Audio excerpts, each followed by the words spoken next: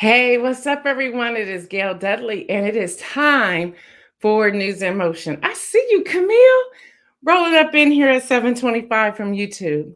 So, good morning to everyone. It is Monday. Y'all, it is April the 4th, Friday. We hit the April season.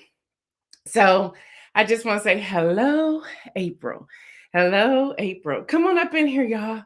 Let me know what you're going to do in this month of April. Just fill up the chat. Let me know what you're going to do. What is it? April showers, bring May flowers, whatever they said. Yeah, I learned this stuff when I was a kid from my grandmother and mother. So I always find myself repeating it. Is it true? I don't know. But hey, something to say. I see you, Jeffrey Allen James. Katrina, good morning. Kim Edmondson, good morning, sister. Good morning to you. So let me know. What are you going to do during this month of April? I see you, Kimberly Graves. Good morning to you. Good morning. She says, happy rainy Monday. So let's see, you're in Tennessee. It's raining there, right? I see you, Dr. Antoinette. Good AM. I see you, Adrian and Deborah Sneed and Deborah Johnson. Good morning to all of you as well. Just good morning. Good morning. Good morning. Good morning. Good morning. I see you, my sister, Patricia Lyles. Good morning to you. Nashville. Okay. I keep wanting to, sometimes I don't know if you're in North Carolina or Tennessee. So thank you for clarifying that for me, Kimberly. So y'all, good morning, Pastor Alex. I heard y'all had all kinds of storms in Florida. Are all of you okay there in Florida? I see you, Rosanna. Good morning to you. Good morning. Katrina says she starts class tomorrow. She's going to walk into a few new things. I like that, Katrina. I like that. We're going to be praying for you as you start class tomorrow. Jeffrey Allen James said, I got an alert for snow. I did too. I'm like, what is this? This is April the 4th. Camille says she is at her house. She's hosting the first Easter dinner. The both sides of the family at her house. Well, we're going to just wish you well. I know it's going to be fabulous. I'm sure the food is going to be excellent. Deborah says, I'm going to get my yard ready for gardening this month, ready to plant in May. All right, go on with your bad self. I have too many allergies. I can't do it. Adrian says, I'm going to finish strong with the 2 classes you're taking this semester. All right, go ahead, Adrian. We're going to cheer you on. Pastor Alex says, we're good, not too bad in St. Petersburg. Well, Katrina, you are welcome. Kimberly says she signed up for her first vendor event in almost 2 years. Well, I pray that it is prosperous. That's what my prayer is for you. And Lori, happy Monday to you as well. Y'all know what I asked y'all to do. Go ahead and hit that link. Share that link. Let somebody know we're on the air. We're giving news. We're giving facts. We have a call to action, and we're always going to give you an inspirational message. So let's go ahead and get this news started. Let's go.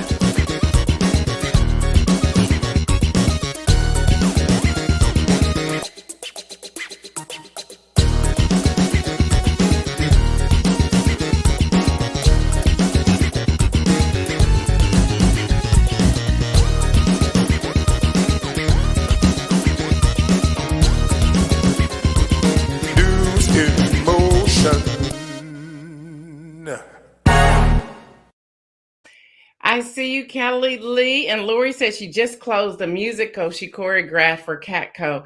And I saw some of your images and they were amazing. So congratulations to you. And shall we say, job well done for sure. Y'all, this is Autism Awareness Month. This is April. And we're going to have someone on here tomorrow who's going to talk more about what we can do and some things that we can partner with and collaborate with and some of the words that we use and how we can change some of the wording that we use as well. So with that, let me give you the schedule for the next week, this week and next week. Some of you have already been asking because you've heard me share some things. Well, this week we are on air, of course, today. We're here now. We're on air tomorrow. We're on air Wednesday. Wednesday will start our 2 weeks away from being live. But all next week, which I call it Holy Week, all next week, you will have fresh, brand new. Though they're live for me, but they'll be a recording for you of inspirational messages for the entire week, including Monday, Thursday, and Good Friday. And you're probably like, what's Monday, Thursday? We done talked about this for 2 years, y'all. I'm not going to tell you. I want you to go and look it up. But I started recording those videos.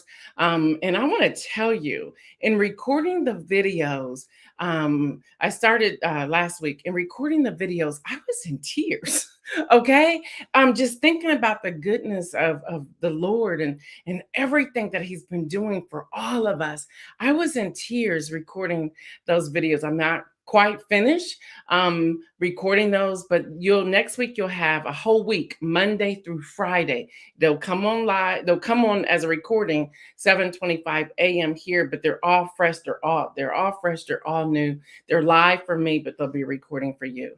Then Monday after Easter, this the 18th and the 19th, that Monday and Tuesday, we're not going to have any videos and we will not be live. We will return live on Wednesday, April the 20th. On Wednesday, April the 20th. And it's time. I can tell my body and just looking at news that it is time. For example, today you're not going to have any images. And I'm going to tell you why.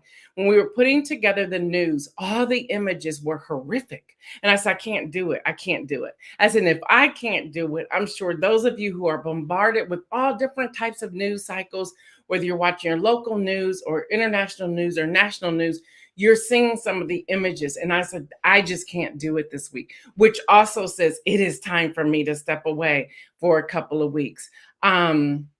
So yeah, all of that's happening. I'm trying to see if I can catch anybody else in there.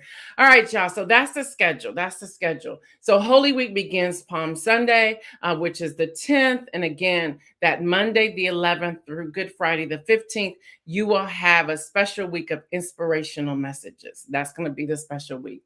There'll be absolutely no news headlines during that time. Kim Edmondson says, thank you for thinking of us and keeping us inspired during Holy Week. And that's the goal. That's the goal. You'll also hear when I was recording one of the videos, you'll also hear me say, I'm not going to recount the story of Jesus's journey to the cross or the resurrection. I believe that's for your pastors and your ministers and your leaders to do all of that. I'm giving a different type of message, but it's still Bible-based and it is still going to be the inspirational message. Yes, self-care is important. So with that, let's get into our news for this week. Council on Foreign Affairs. And this was one of the images I just could not bring myself around to show you all this morning. Ukrainian forces retook the region surrounding the capital city of Kyiv over the weekend as Russian forces reportedly withdrew to refocus on regions in the east of the country. Now, reports of civilian casualties have emerged, including hundreds killed in the town of Bucha. The town's mayor said Ukrainian forces had buried at least 280 people in mass graves. So you can imagine those images I laid my eyes on. And I said, I got to spare the viewers. I have to spare the viewers. And I'm reminded we have a lot of young people. We have families that watch collectively News in Motion in the morning.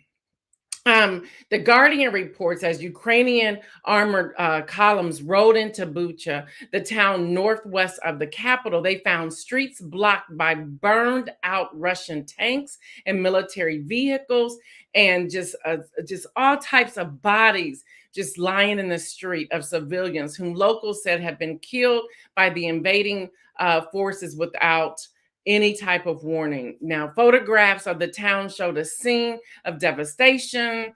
It was just charred, it was destroyed.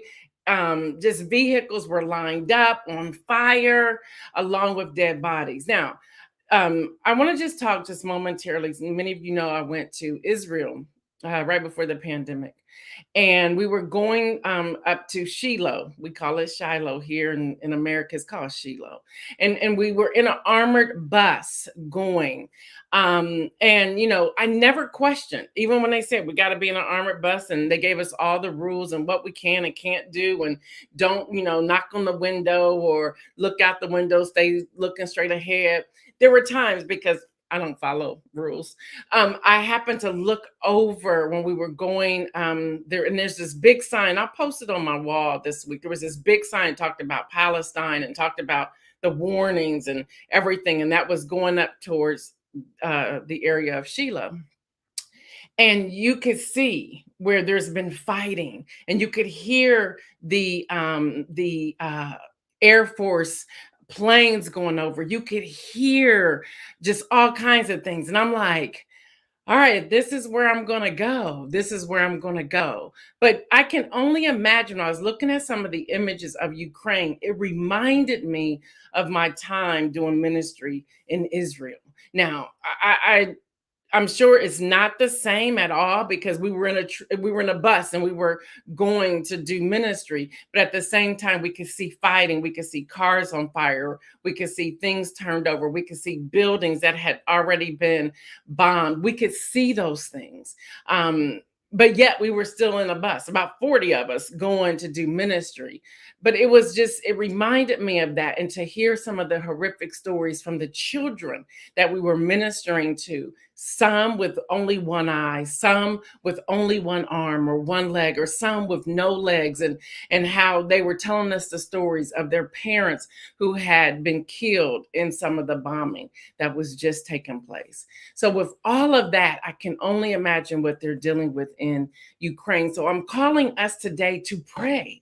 I'm calling us today to pray. You know, it's interesting, in news cycles, we go on to the next news, and I'm taking my time here with Ukraine because we need to pause long enough to go back to say they're still in a war. They're still in a war. It's been over a month. They're still in a war. And now they're finding bodies of civilians who have been shot in the head, and some of them bound and tied up. Those are the images I refuse to share this morning. And even looking at them, because when you get news reports, the images are not separate. Sometimes they're an attachment, sometimes they're right there on the press release.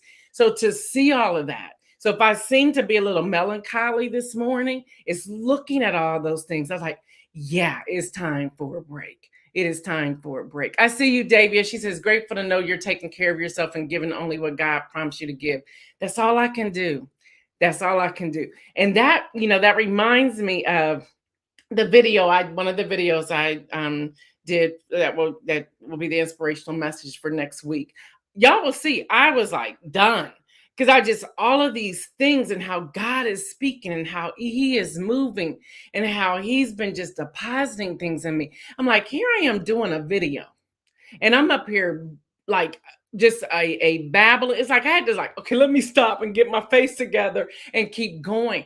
And it was me and one other person. I was done, and the other person was crying just like me. So that's what's happening now. President Zelensky. Some people are starting to have an issue with him. I don't. He's doing the work.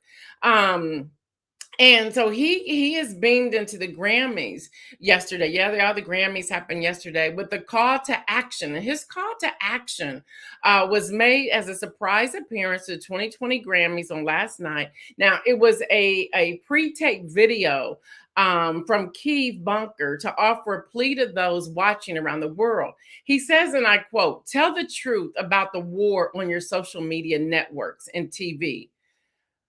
Don't give silence." He says, tell the news. So on my Instagram story, I was faithfully reposting things from CNN, NPR, BBC, and others, and even some of his videos I was posting.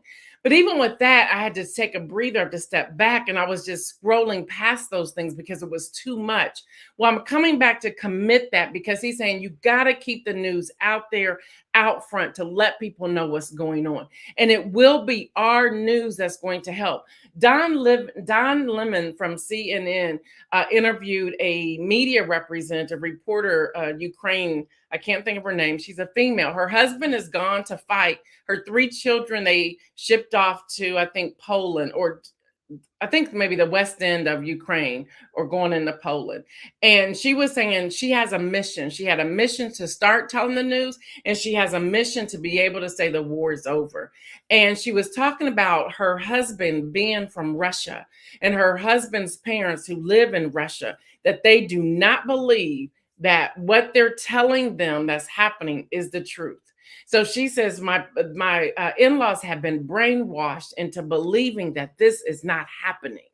And she said, and that just she and so Don Lemon asked her, he says, what will you do when you've been able to complete this mission? She said, I will be able to shed tears knowing that my husband is still alive and my children have been safe all this time. Y'all, these are the real things that are happening. And sometimes we get comfortable where we are without thinking about what's happening in other countries and what's happening in surrounding countries and what's going on. Again, news cycles, I understand that we keep going. I do it too. But I thought it was important to bring us right back to say this is happening as we're getting ready to go into a celebration of Easter and into Holy Week next week. This is happening in Ukraine. Also, in Sacramento news reports, at least 6 people dead, 12 injured after a shooting spree at a nightclub in downtown Sacramento, California. Shooters, that's plural, remain at large. The death toll and the number of wounded made the bloodbath, that's what they're calling it. This is from Sacramento News. In the vicinity of 10th and K Streets, the worst mass shooting in Sacramento history. Police Chief Kathy Lester said the shooting, which followed a fight, left 3 men and 3 women dead. Officers have recovered a stolen handgun at the scene. She said, we have confirmed that there were multiple shooters. Now, and I shared this, and I'm praying for all the families that are involved, friends, people who were there and happened to had a visual to see what was happening. Yeah, this and I agree with Governor Newsom in California. This is on the heels of all of these states having these loose gun laws. And it's happening more and more. And I'm thinking, what is going on, and how do we change that narrative and change those laws? This is what's happening. And so we prepare for the vote. And I want to clarify something because some people sing and people are asking me, and I want to make sure I clarify this. When you read the news, again, I believe in reading multiple sources. And there is a vote today, but the vote today is not the vote. The vote today to confirm Judge Ketanji Brown Jackson is not the vote. This is the vote in the committee to move it on to the Senate. And they're hoping to have the vote completed by the end of this week. So let me read this from the White House. The Senate Judiciary Committee will vote on Jackson's nomination on Monday, which is today, but the full Senate has yet to schedule the final vote. That vote has not been scheduled. She is expected to be confirmed with at least one Republican vote, as Senator Susan Collins, Republican from Maine, announced on Wednesday that she would confirm her. Democrats are really trying to get to the floor on Monday with the goal of confirming Ketanji Brown Jackson as the first Black woman on the Supreme Court by the end of this week. Now, they have to schedule the votes, and a lot of GOP aren't even signing up to schedule the vote. So, y'all, there's politics. There's a game that's taking place. It's horrific. Now, we know it's politics, as Dr. Washington shared with us a couple of weeks ago, as Pastor Holmes shared with us a couple of weeks ago. But here's the other thing I want to keep in the forefront of everyone's mind. Not only is it politics, it's also blatant of what they really think about a Black woman becoming on the Supreme Court, the U.S. Supreme Court. Let's keep the first thing. That's really what's going on as well. Because even in politics, if the person, she's more qualified than anybody on that bench, regardless of the policies and rules and things that she did based upon her job previously, those things are there. To some degree, her hands were tied in a lot of that. If you really read some of what's out there, she was following the law. She was following the rules. She was following the law that the Senate put in place. Let's keep the real thing the real thing. Let's keep the facts the facts. So that's what's going on also. And I want us to be reminded of that. So what I want us to do even today is to pray for everyone in that Senate chamber, that they will hear from God and they will do what's right and not be showy and not trying to be supportive of what their minority leader is saying, Mitch McConnell, and what all the other shenanigans that are going on. I was listening to a Republican this week, and I can't think of his name. He's in the Senate. I want to say his last name is Johnson. I could be wrong. Don't quote me on this.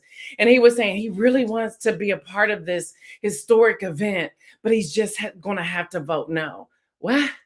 What? You want to be a part of something, but because the pressure is on, I'm gonna just have to vote no. But and he kept on saying, I really want to be a part of this.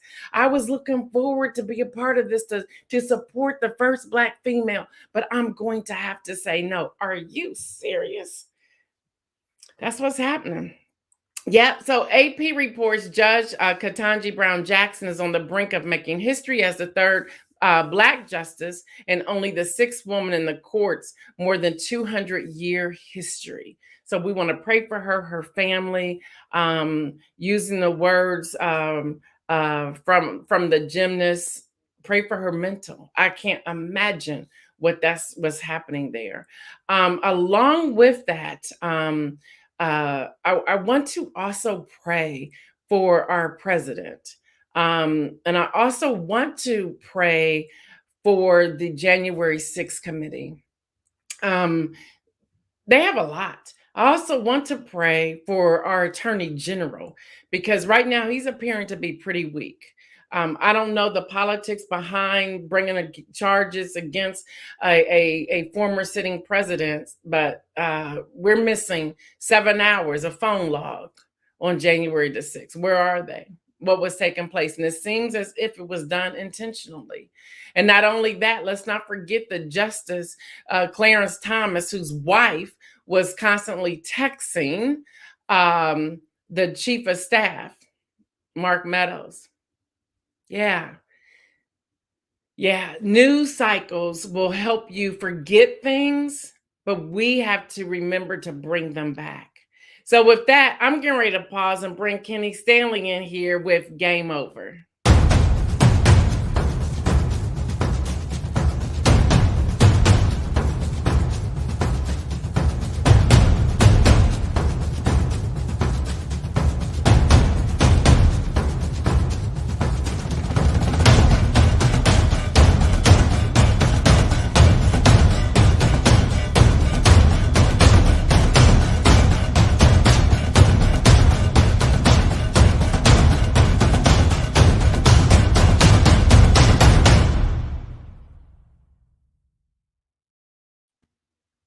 What's up? Hey, what's happening? I know you got a lot of news for us, so I'm gonna get out your way. Bring it on in here. All right. Hey, good morning, News and Motion family. Welcome to Game Over with me, Kenny Stanley. The madness of 2022 is coming to a close. And what a March Madness has been this weekend that we had.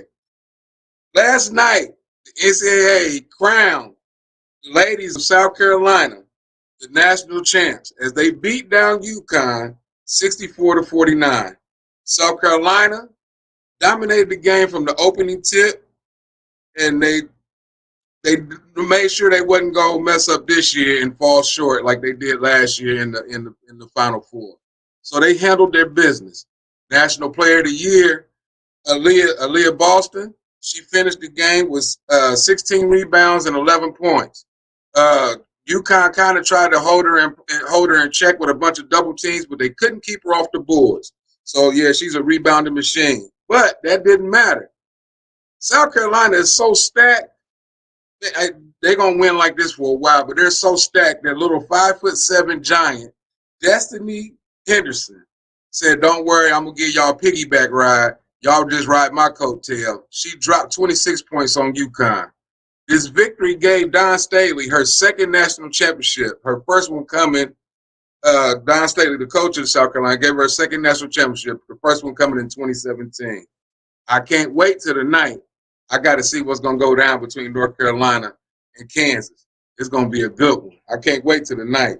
Kansas put on a show this weekend as they they pounced on the Villanova Wildcats 81-65. The Battle of Tobacco Road. North Carolina versus Duke.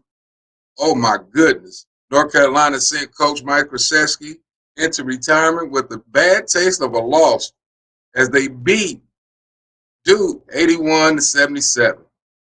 It was the second time in the last month that North Carolina beat Duke and spoiling Coach K's farewell tour.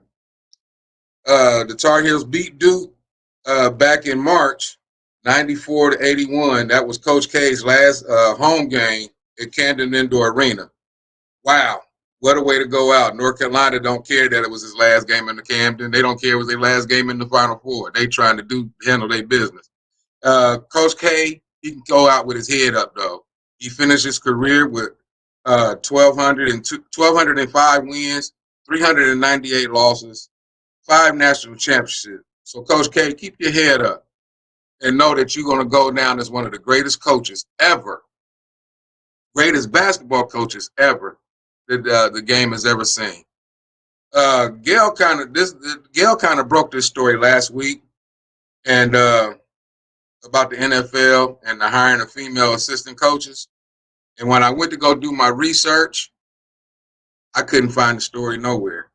I had to dig, and I found it on the sports site, buried at the bottom of the sports site. I'm not going to give the sports site's name, but it was buried. Matter of fact, it wasn't even on the front page. I had to go into the search engine.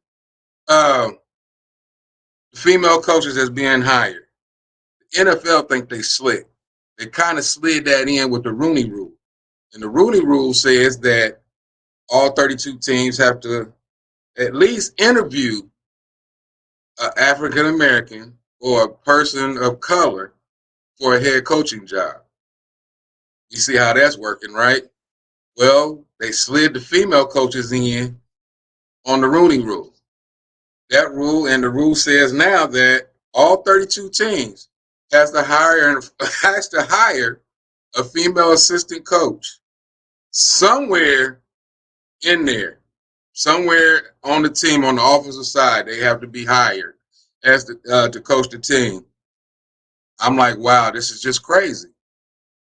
But I remember commenting last week that, look, you need to read between the lines, and it's another way for the NFL to shut everybody up. The Rooney Rule is just a pacifier to pacify everybody because they want everybody, the squeaky wheel is gonna get the oil. So they're trying to quiet everybody down. So they're gonna give everybody a bone and they're gonna hush them up. So the good old boys of the NFL, they done struck again. Yeah, we're gonna hire some females, but if they don't make it, or if we give them an interview, we can say that they just couldn't cut it with our team, or they wasn't going in our direction. So this is just another way for them to do what they want to do and keep it as the good old boy network. That's sports for today. I can't wait till the night, and I'm going to see y'all tomorrow morning as I come in with tonight's score with the North Carolina and Kansas game. So that's game over. Back to Gail with more news. Hey, Kenny, listen. Kim Edmondson said, I love the drama in your segment this morning, Kenny. So that was out there. Yeah, that's how you uncover stories, and the digging, the research is so key. It's so important. That's just so sad with the NFL, how they buried it like that. I mean, it came out and then they buried it as soon as it came out. I mean, then to hide it into the Rooney Rule, I'm like, man, that's just messed up. So you see how that's working out. Yeah. Well, thank you so much. Thank you. I'll see y'all in the morning. Have a great day. All right. All right, y'all. CNBC and Tesla is reporting that Tesla delivered 310,048 vehicles in the first quarter of 2022, despite what Tesla CEO Elon Musk says that it was an exceptionally difficult quarter, citing global supply chain issues and a brief closure at the Tesla Shanghai factory, as reported by CNBC. In a press release, Tesla said the Model 3 and Y made up 295,324 of these deliveries, while 14,724 were for the Model S and the Model X. Deliveries increased slightly from the previous quarter. And they talked about how it outpaced, and they had 184,800 shipments. Tesla made the first quarter, representing a 68% year-over-year increase. So that's what's happening with Tesla. And the way these gas prices are happening, I think we all gonna get one. Wouldn't y'all love it if here on News in Motion I said, you get a Tesla, you get a Tesla? That ain't happening here. I'm just saying what I'm saying. So look, gas prices, I don't know. Hey, Jennifer Nick said, Kenny, that she loved the Game Over segment. All right, y'all. CNN Business is reporting, do you shop at IKEA? The Swedish furniture store and home good chain said Thursday it is making its buyback and resale program permanent across the 37 U.S. stores. And that began on this past Friday, April the 1st, after piloting the buyback last summer. Now, the company says, now here's what's included on the list of returnable items: office drawer cabinets, sideboards, bookshelves, bookcases, small tables, multimedia furniture, cabinets, dining tables, desks, and chairs, and stools without upholstery. Now, they also say that they're going to give you, they have to be in excellent condition. You cannot have altered anything, and you'll get a store credit up to 50% of the original sale price.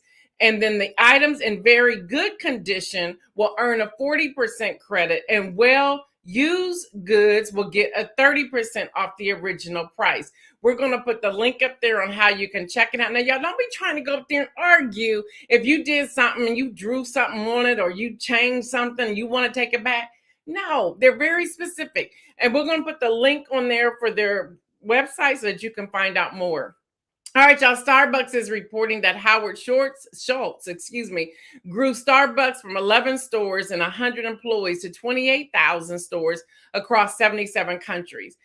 He is returning as CEO today on an interim basis to replace Kevin Johnson, who is retiring after 13 years with Starbucks. He said, look for some great things coming your way. Now, before I get to the inspirational message, I got to share this news with you.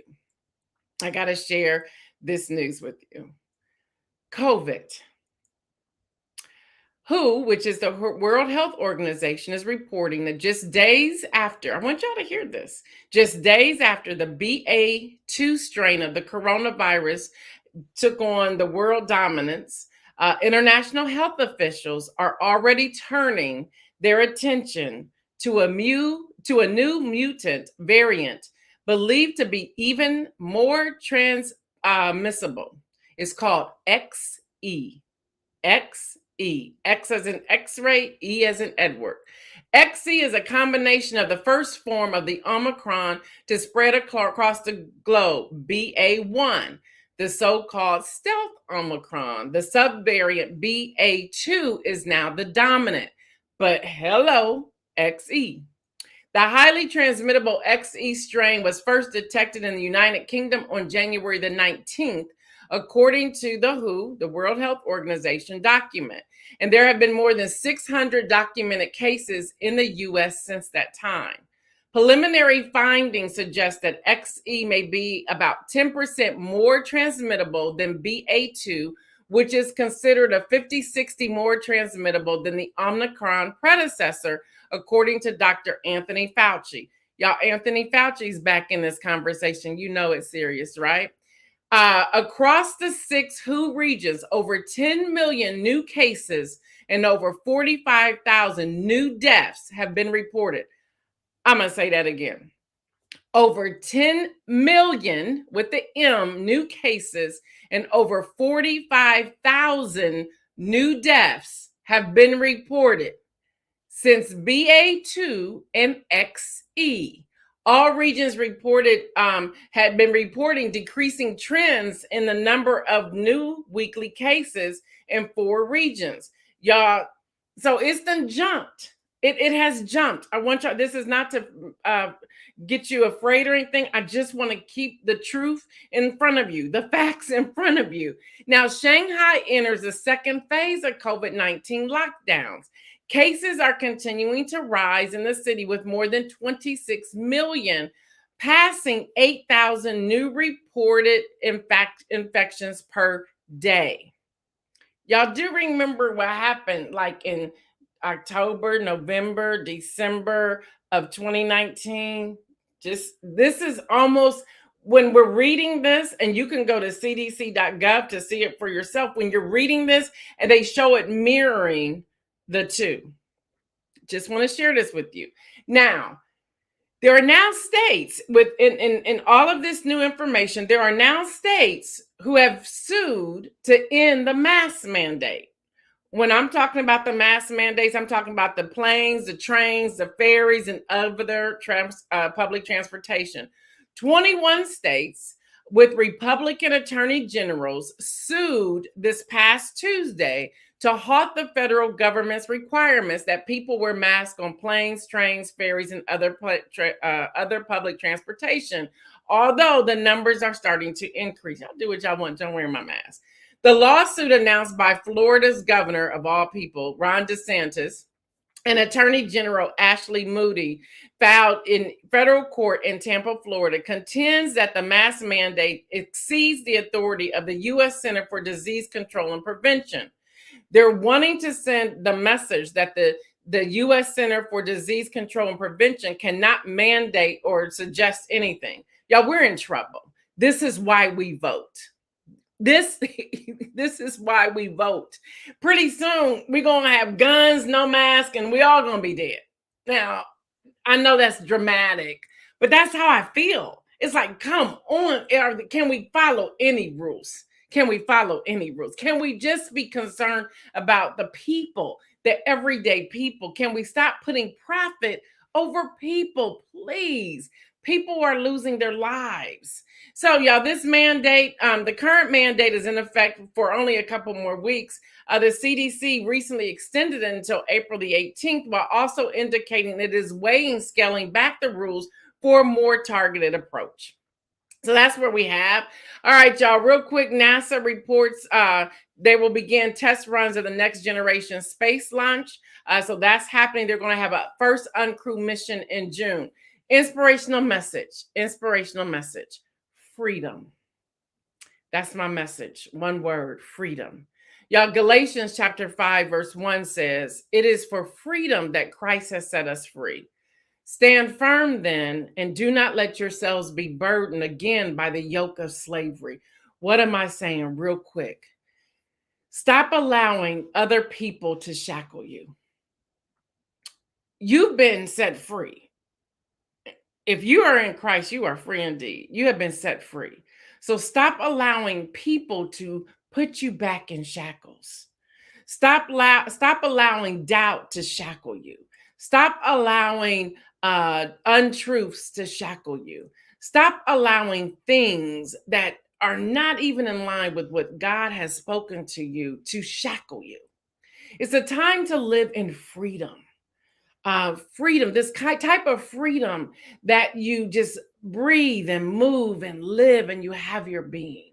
This type of freedom that if you know that you've been in that quiet time in the closet with Jesus and he's spoken to you and told you what's next and what you're going to do, live in that freedom. Stop trying to seek validation from someone else and realize that you are free indeed to move about. I think about airplanes, talking about this mask mandate. I think about airplanes where you're on the plane and you have to have your seatbelt on as you're taking off and as you're landing, or when you hit turbulence, they tell you that they're putting the seatbelt sign back on. But there's a certain point where everything just kind of like smooths out and it says you can now unfasten your seatbelt and you can move about the cabin. And I don't know why they say that, because where are you going but to the commode and back if that's what you have to do, or you stand up and stretch your legs or whatnot. But they say you're free to move about. That means you have the freedom to just move about. Y'all, we won't even be free in our daily lives. We're always checking in with somebody. Well, what you think about this? Well, what are your thoughts on this? But what did Jesus say to you? See, we live in so much bondage. And I keep having this vision.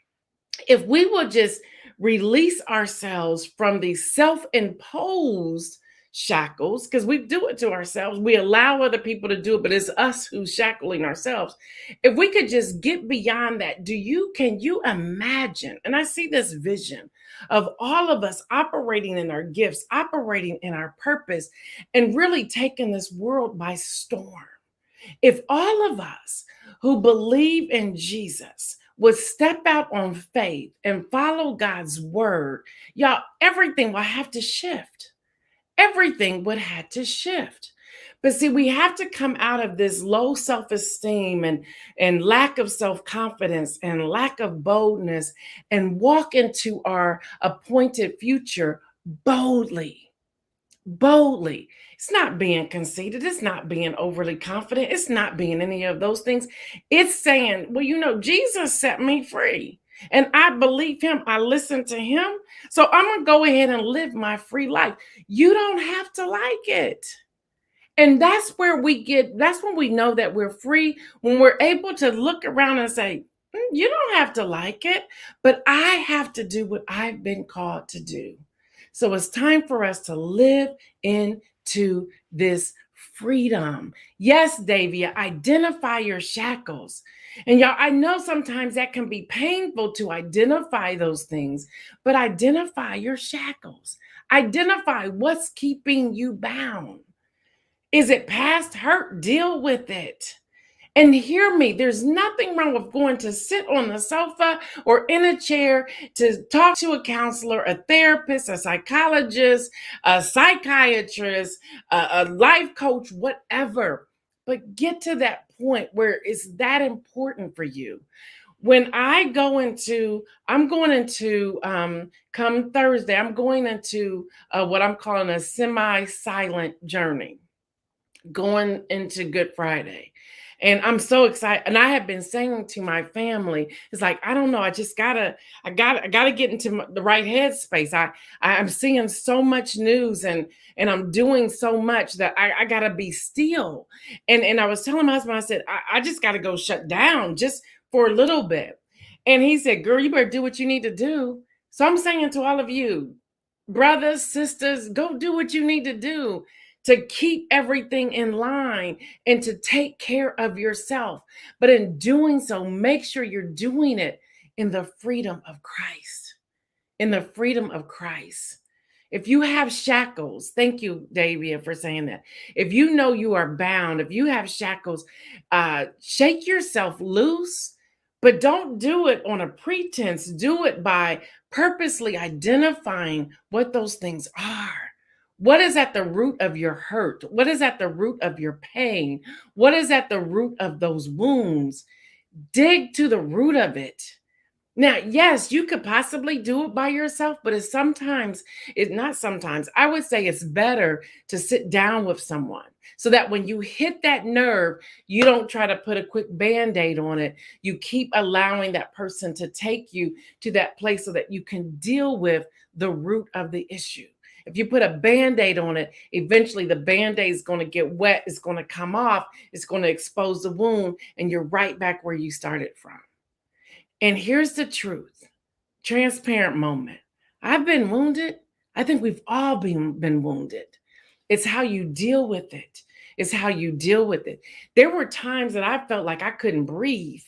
Like, what is going on? God, release me. God, take me away. I don't think I've been quiet by telling you all. There was a time I was like, where's my joy? I want my joy back. And that was a prayer that I asked God. This was about, maybe 2013, 2014. I can remember. I was like, God, because I'm a person that's filled with joy. I have a whole lot of joy.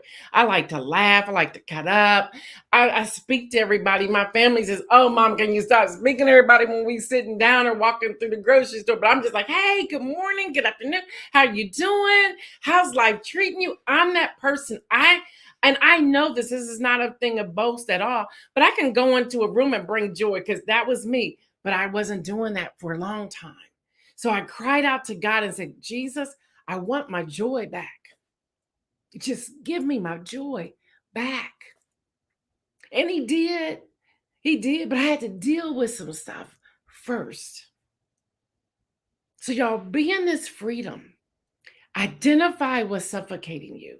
Identify those areas that are paralyzing you and get to the root of it. There's no reason to go through Lent and not come out a better person. But here's the other part, and I think Dr. Washington and others, maybe Pastor Alex said this on the thread last week. Y'all, Lent doesn't mean on Easter to go back to what you were doing. It should be a lifestyle change to keep you moving forward. Yes. Yes. This is what I got for you today. So y'all know what I say, stay well. And remember, make some bold moves. Watch the outro.